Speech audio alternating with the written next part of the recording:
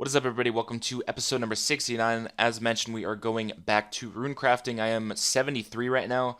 I need to get to 77, as you guys know, to unlock blood and soul runes, and it is my ultimate goal right now to hit 80 all stats. So once we hit that, we'll do some blood runecrafting for a while. I have a few stuff I do want to show you guys for that. So right now, I am getting pretty crappy XP. I think I'm getting like 30k per hour. Once I get the new pouch at 75, hopefully it'll go up to, I'm hoping it'll be like 42k. I think that's what it's meant to be. So I really haven't gained much XP. It's been maybe like 5 minutes since I recorded the intro clip, and I got messaged by a guy named Bandos. He actually doesn't play anymore, and he does watch my videos.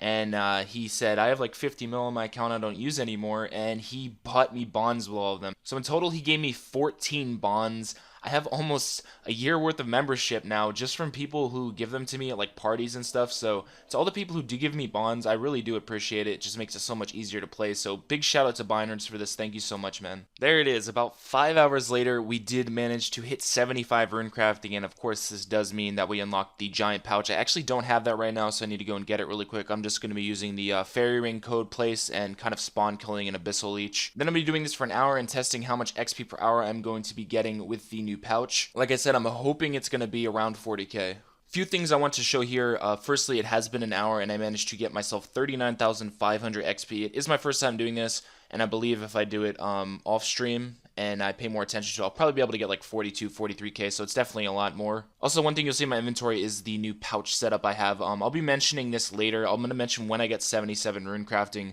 the method I actually use with the new pouches is pretty unique. Somebody in my chat actually helped me out with it. So for the people who plan to do ZMI, this is going to be really helpful. Okay, this is definitely a random jump. I got pretty bored of runecrafting, so I thought to myself, I want to go and try a Bandos Kill. So I went and killed Bandos actually 3 times. I was only planning to do it once, but I ended up doing 3 kills before realizing that this boss is complete AIDS. Like 3 times I got a 0 kill trip. Like I keep hitting zeros even though I have 99 in all melee stats. I have pretty decent bonuses. So this is not a boss I plan to do anymore. I was actually going to sit here and camp it for tacits and a chest plate, but seeing how bad it is, I don't plan to do any more bossing now, so you guys won't have to see a risk for me dying. Some of you guys will probably think this was stupid of me to do, but like I said, I wanted to try it out, and now I know that it's not something I want to do anymore. So here we are. This took longer than I was wanting it to. I slacked really bad on this, but we're 174 XP away from 77, which means we can do blood runes. There is something I did want to show you guys quickly, and it's how I actually do this setup. This is nicer for people who don't really want to drop good runes. So what you're going to do is set them up this way. You're going to want to leave the 2 spaces up here. For some reason, it defaults bad runes to the top like 95% of the time. So what I do is I use the first one, and after I use, the first click on the altar, this is what it's going to look like. And then what I do is I actually use shift drop for this, but I'll drop the top 2, and then I'll obviously give more room for essence, and then it'll do it again, and you just repeat it. So you just, well, yeah, there's 77. You guys see we can do blood runes now, but what you do is you drop the top 2 again, and then you click the other 2. So it's just a quick way if you guys don't want to drop the runes on the bottom, instead of having them like set up here, because then the good runes will show up down here, and the bad runes will be up here. So it's just easier to do. Tip for you guys. So we're gonna go and do some blood runes now for 77, 80. Also, I did get a farming level I didn't show you guys. We got to 84 farming. Going really slow with that because the papayas and maples are slow XP, but let's head over to blood runes. The XP per hour actually should be a little bit less than what I was getting at ZMI, but I'll be able to get money from it, from selling the runes to Ali Morsane, as I mentioned before. Figured I'd give this an hour test since it's a little bit different than the way I was doing it on my other account, but I did manage about 38k XP per hour. It was probably about 2 minutes over, so I'm just downgrading the 885 XP. So 38k is about what I was expecting to get. I think it's 38 to 40. I think Abyss is a little bit quicker, but obviously I cannot use that unless I'm kind of crazy on a hardcore. So I did show this in, I believe, a tips and tricks video, but I posted that like a year ago, and that was before I started getting all these subs. So most of you probably haven't seen this.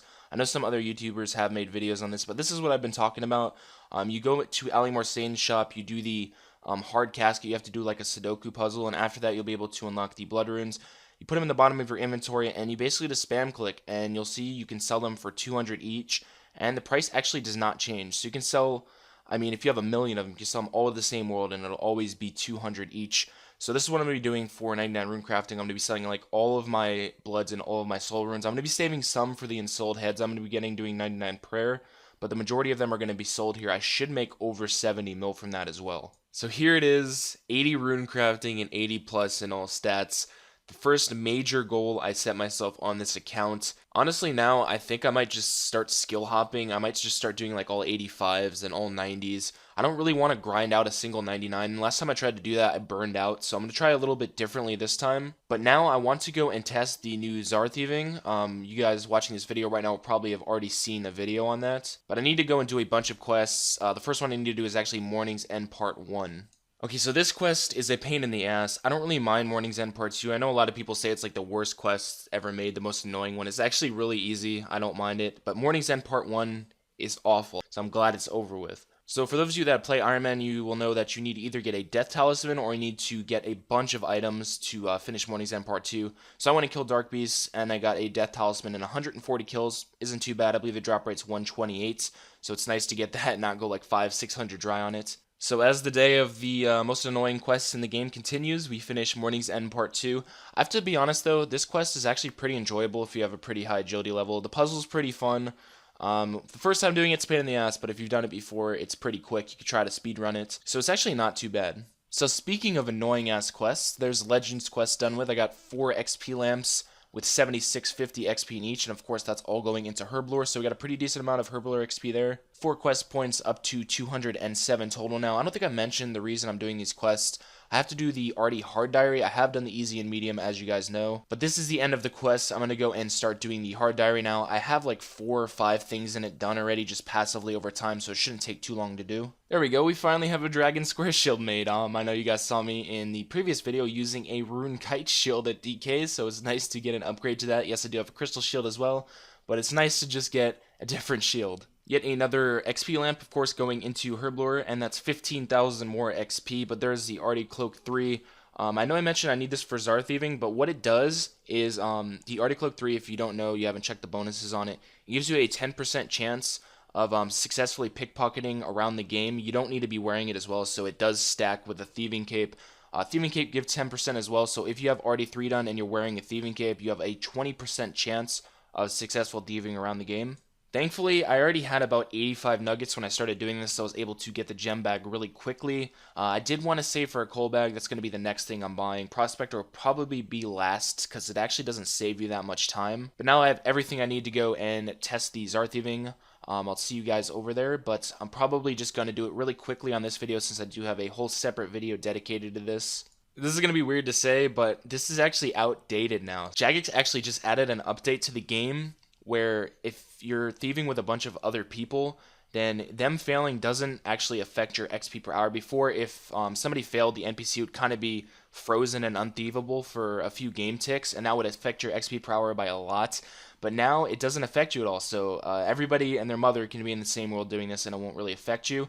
Also meaning that I'm not going to be using this spot anymore. There's a spot with the D-Spear where you can get it into a corner, and I'll probably be showing that in another video now. I was keeping it kind of private because I didn't really want much people to know about it. But now that they made this update, everybody can use the spot. I tested all this and everything, as you guys know, and I did get 250k XP per hour over 10 hours, as you will see on the counter. It took me a little bit over 30 minutes to use all my toggle in the new gem shop to buy all the gems, so this is the amount of gems that I've gotten from 10 hours and 30 minutes. So for those of you who plan to do a lot of Zulrah to get recoils, this is probably your best bet, since it's over 200 per hour. So my plans for these are actually to make the emeralds and sapphires into amulets because they give the most XP. As you guys know, I'm not doing lava runes, so I don't need rings of dueling. I'm not doing Zulrah, so I don't need recoil. So I'm just going to try to get the most XP I can from both of those. And then the rubies and the diamonds I'm going to be making into bracelets, and I'll be alching those probably while I'm doing agility, but it's about 2.5 mil in alks. So just a quick little update. This is where I'm ending the video I posted for the whole Zar thieving method. So we're going to continue doing crafting now.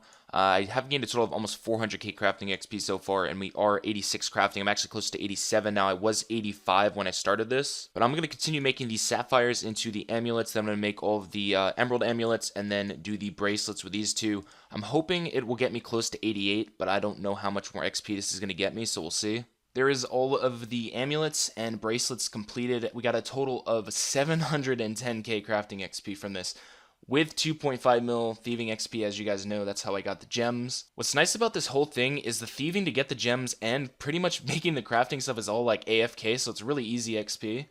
but I'm 211k away from 88 crafting. I did get to 87. So what I'm going to do now is go get a mining level. I'm like 20k XP away, so I'm just going to do it to get my total level up, honestly.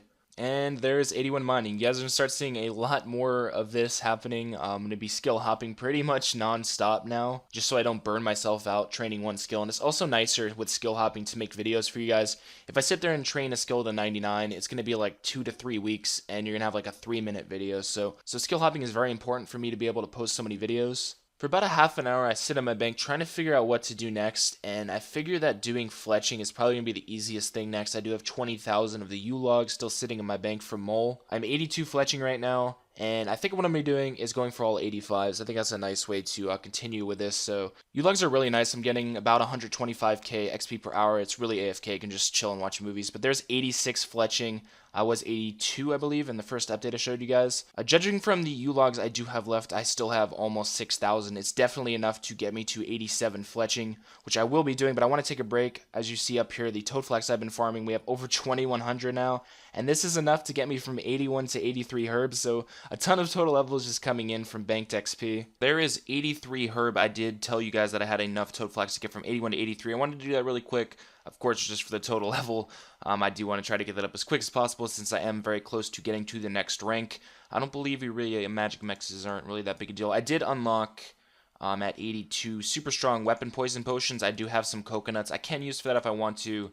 It's not that many. I only have 265, but that's still a pretty decent amount of XP. I think they're like 200 XP each, so I can probably even get like 52k from that, so I'll probably end up doing it. But I've already farmed 181 more toad flax as well. I'm going to continue farming those every day and just slowly getting my herb level up. So that's going to do it for this video. I'm going to show the stats on screen. We are rank 9 overall now. I don't know if I was rank 9 in the last video, but we are single digits now. Sadly, I'm rank 2 hit points now. I lost that to Gilly. I think he's blowpiping blue dragons right now, so I probably won't get that back. Rank 8 is actually 2058, so we're only 4 levels behind that. And also somebody in front of me is dead, so technically we're rank 8 right now and almost rank 7 total level-wise. I'm happy these videos are starting to be a little bit longer. I know I was like on the brink of 10 minutes a lot, and the last one I think was like 14 minutes. This one's like 12, so the episodes are getting a little bit longer. They are taking longer to come out, but thank you all so much as usual for all the support through these videos.